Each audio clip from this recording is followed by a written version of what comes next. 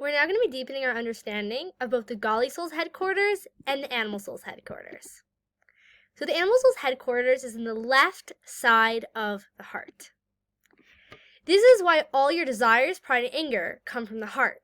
And from the heart, the Animal Soul spreads throughout the whole body. So we shouldn't think that the Animal Soul is just on the left side of the heart. It's just that's where its headquarters are, where then it can spread throughout the entire body. So the primary focus of the Animal Soul is emotional. So does it have powers of intellect? Absolutely. But the powers of intellect come afterwards. Meaning with the Animal Soul, first I feel it and then I think it. For example, first I feel like, I don't really like her. Like she just gets under my skin. She's really annoying. Pure emotion. And then it's like, and actually, she also said that thing to me last month that wasn't that nice, and I don't really think anyone likes her. And really, I don't think it's a good idea for me to be friends with her. Meaning, the rationalization comes, the intellect comes only after a person already has the emotion. So it's a really clear way to know, is this coming from my Animal Soul or from my Godly Soul? Is if I feel it and then I think it, that's a surefire way of knowing it's coming from my Animal Soul. So the Animal Soul's intellect only kicks on. The Chachma Bina Das of the Animal Soul is really just there to rationalize and justify the emotions of the Animal Soul. So this is basically the reason why the main headquarters, the main resting place of the Animal Soul is only in one spot in the body, which is the heart.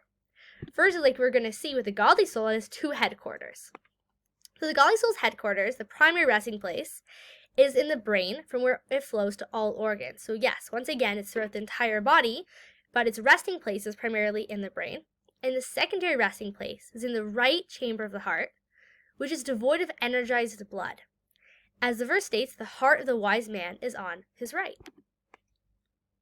So in the case of the divine soul, it needs to have both headquarters, because the point is to intellectually generate godly emotions, meaning to rule head over heart. To think wholly positive thoughts are going to lead to wholly positive emotions. And that's why it's not just enough to have a headquarters in the brain alone, but also it needs to have that secondary headquarters in the right side of the heart, from where those positive godly emotions can flow to the entire body.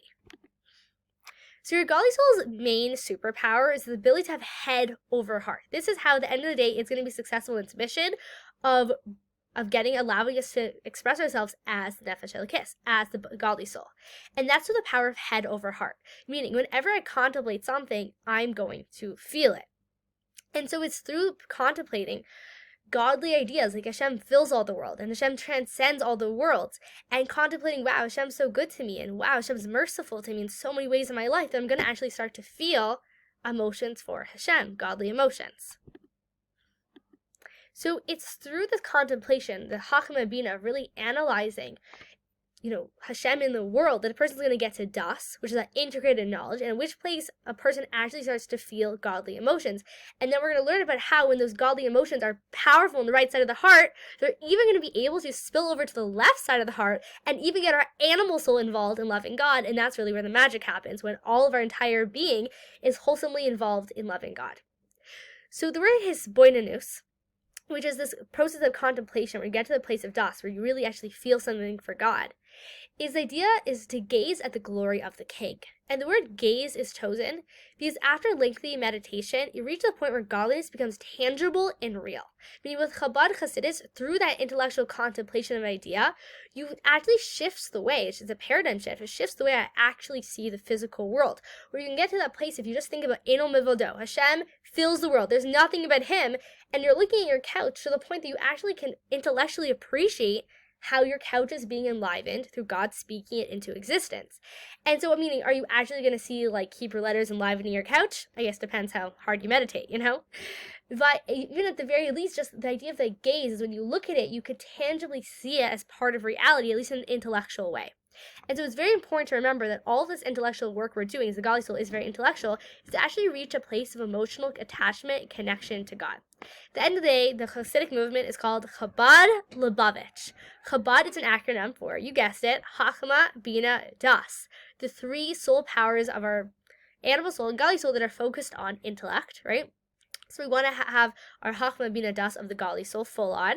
Why? To get to the level of Lubavitch. Lubavitch, it stands for the word luba, which means heart, right? So we want to have our head ruling over our heart. As the Zohar Kodesh calls it, Moach Shalit Alev, the head rules over the heart. Why? Because we want to actually have those warm, fuzzy feelings for God. We want to have a warm emotional connection with Hashem. At the end of the day, Judaism is about a relationship, and a relationship is about feeling it. But if I'm just going to be left to like when I feel it and when I don't feel it, it's not a steady, stable relationship. And that's what we want, the emotions that we feel for God to come from a place of intellect, from a place of stability, of really actively putting energy in to create those emotions. So if you don't automatically feel something for God, don't worry, you're not meant to. It's meant to come from a place of contemplating these beautiful verses in Tehillim and Torah and all these different verses that the Alter Rebbe is going to bring throughout Tanya. And it's through contemplating on these ideas, like how Hashem loves you and how Hashem's given you so many blessings in your life. Through contemplating these ideas intellectually, it naturally arouses our heart to actually feel something for God. Then you have intellectually generated emotions. Thank you for taking the time to dive into today's Tanya together.